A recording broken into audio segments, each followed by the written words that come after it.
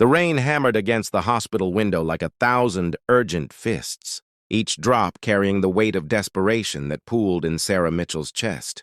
She pressed her forehead against the cold glass, watching the blur of headlights streak through the storm, wondering if somewhere out there, in this city of 8 million souls, was the stranger who would save her daughter's life.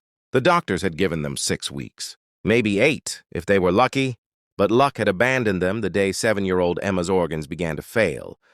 And now, Sarah found herself bargaining with a universe that didn't seem to be listening. 3 floors below, in the pediatric ICU, Emma slept fitfully, her small body dwarfed by machines that beeped and hummed their mechanical lullabies.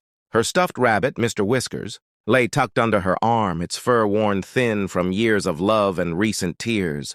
Sarah had memorized every detail of that room, every crack in the ceiling tiles, every compassionate line on Dr. Patel's face when he delivered news that grew progressively worse. The transplant list, the waiting, the hoping that felt more like drowning with each passing day. What Sarah didn't know, couldn't possibly know, was that 40 blocks away, in a cramped studio apartment above a Korean grocery store, a woman named Maya Chen was making a decision that would ripple through both their lives like a stone dropped in still water. Maya had seen the flyer at the community center 3 months ago. Bold letters announcing a bone marrow drive, a face of a smiling child who needed a miracle. She'd almost walked past it, her arms full of groceries, her mind occupied with the usual mathematics of survival. Rent due in 5 days, the electric bill overdue, her mother's medication running low. But something made her stop. Maybe it was the child's eyes, bright with a hope that seemed to defy the desperate plea beneath the photo. Maybe it was the memory of her own brother, lost to leukemia when Maya was just 16, her family too poor for the treatments that might have saved him. She'd signed up that day, rolling up her sleeve for the cheek swab, not really believing anything would come of it. People like her didn't win lotteries or get chosen for miracles. People like her just worked double shifts at the diner, sent money home to Shanghai, and tried not to think too hard about the dreams they'd buried under the weight of practical necessity. The call came on a Tuesday, 3 months later, while Maya was elbow-deep in dishwater at Lucky's Diner. "We've found a match," the voice on the phone said, professional but warm. "A little girl in critical condition. You're her best chance." Maya's hands had gone numb. The plate she'd been holding slipped back into the suds with a soft splash. Her manager, Frank, a gruff man with a soft heart hidden behind decades of cigarettes and cynicism, took one look at her face and told her to take her break. In the cramped employee bathroom, Maya stared at her reflection in the spotted mirror. Her face looked back at her, tired and uncertain, marked by the kind of weariness that comes from years of just getting by.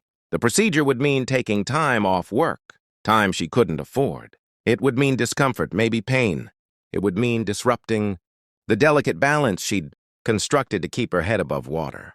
But it would mean a child would live. When Maya returned to the floor, Frank was waiting with a cup of coffee, his weathered hands cradled around his own mug. "I can see it on your face," he said, his voice gravelly. "Whatever it is, you gotta do it." Maya told him about the call, the words tumbling out in a rush of Mandarin-accented English. She expected him to talk about staffing problems, about the upcoming holiday rush. Instead, Frank pulled out his wallet, extracted 5 $20 bills, and pressed them into her palm. "For the cab fare to the hospital," he said gruffly. "And don't even think about coming back until you're healed up proper. I'll cover your shifts." It was the first of many unexpected kindnesses.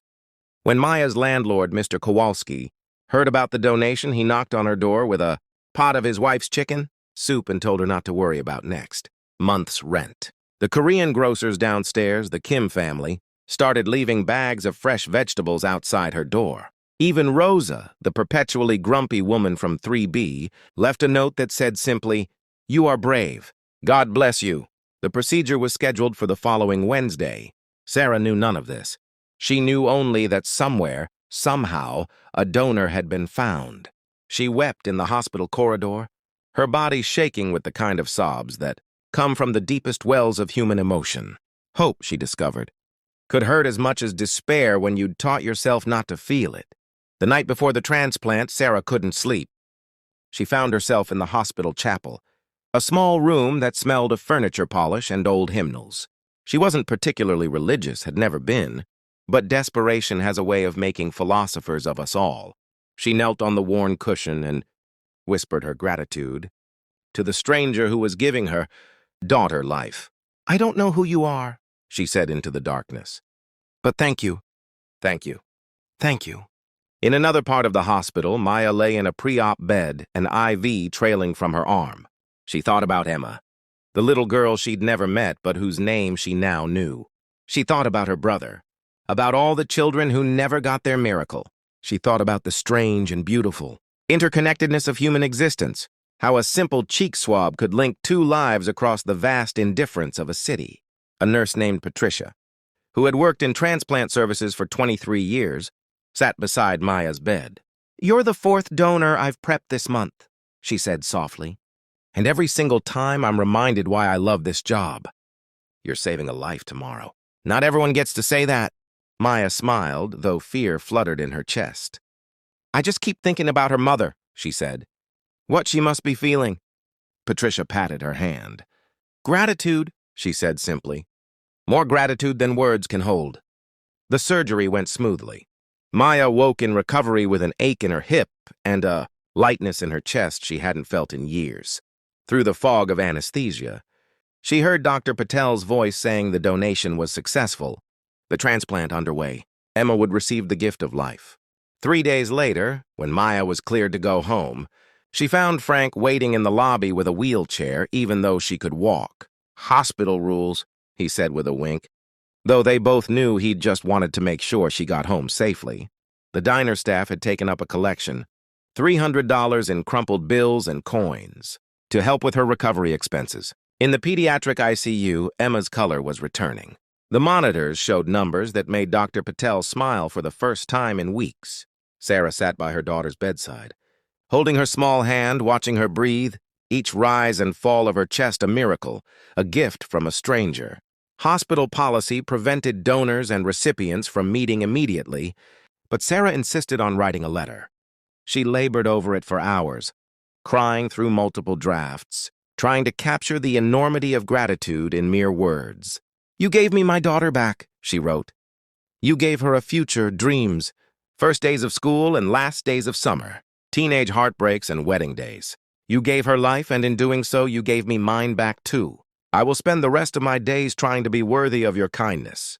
When the letter reached Maya, she read it sitting on her fire escape, the city humming below her.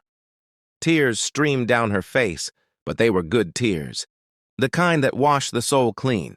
She thought about her brother, about how his death had haunted her for so many years. But maybe, she thought, maybe his loss had led her to this moment. Maybe some pain exists to teach us the value of preventing it in others. 6 months later, hospital policy allowed them to meet if both parties wished. Sarah and Emma arrived at the designated room with trembling hands and overflowing hearts. When Maya walked through the door, Emma broke free from her mother's grasp and ran to her, wrapping her small arms around Maya's waist. "You're her," Emma whispered into Maya's shirt. "You're the one who saved me." Maya knelt down, eye level with the child whose life now flowed with her marrow, her gift. "Hi, Emma," she said softly. "I'm so happy to meet you." Sarah couldn't speak. She simply opened her arms, and Maya stepped into them. Two strangers, who were now bound by the most fundamental of human connections. One had given, the other had received, and both had been transformed. They talked for hours that day. Maya learned that Emma wanted to be a veterinarian, that she loved chocolate ice cream and hated broccoli, that she had nightmares sometimes but was getting braver every day. Sarah learned that Maya was studying for her GED, that she dreamed of becoming a nurse, that she sent money home to help support her aging mother. Before they parted, Sarah pressed an envelope into Maya's hands. "Please," she said. "It's not payment. It could never be payment. It's just, we want to help with your education. Let us give something back." Maya tried to protest, but Sarah's eyes held such earnest hope that she finally nodded. Later, when she opened the envelope and found a check for $10,000 and a note that said, "For the nurse you're going to be," Maya wept again. overwhelmed by the cascading kindness that had begun with a single choice. The story might have ended there, a perfect circle of giving and receiving. But kindness has a way of multiplying, of creating ripples that extend far beyond the initial act. Maya did become a nurse, graduating with honors 3 years later. She specialized in pediatric oncology, working in the same hospital where Emma had been treated. She organized bone marrow drives in immigrant communities, knowing how unlikely they were to sign up, knowing how desperately their participation was needed. Emma grew up healthy and strong. On her 16th birthday, she went with her mother to register as an organ donor. On her 18th, she organized a bone marrow drive at her high school, and 43 students signed up. One of them would go on to save a life. Sarah started a foundation in Maya's honor, funding transplant-related expenses for families who couldn't afford them. Frank, the diner manager, became a regular donor to the foundation, grumbling that somebody had to keep those kids fed. And in a small apartment that Maya could finally afford, on a wall above her nursing degree hung a photo. 3 people, a woman who had given everything, a child who had received life, and a mother whose gratitude would never dim. They met every year on the anniversary of the transplant. A makeshift family forged in crisis and sealed with love. Because that's what kindness does. It doesn't just save one life. It illuminates the truth we sometimes forget in our daily struggles. That we are all connected. That one person's compassion can ripple outward in ways we can never fully measure. That the power to change the world doesn't require wealth or fame or power. Only the willingness to say yes when someone needs help. Maya learned this in a way that changed her forever. So did Sarah, so did Emma, and so did everyone who heard their story and decided that they, too, could be someone's miracle. That's the power of humanity. Not that we're perfect, but that we're capable of perfect moments of selflessness. Not that we always choose kindness, but that we can choose it even when it costs us, especially when it costs us. In the end, the title of this story is simply Her, because it could be about any of them, the giver, the receiver, the mother, the child. It could be about the nurse who offered comfort, the boss who showed grace, the neighbors who brought soup. It could be about you, because somewhere in this world at this very moment, someone needs what only you can give. And the choice to give it? To be someone's miracle, to be her, or him, or them, rests in your hands, quiet and powerful and waiting.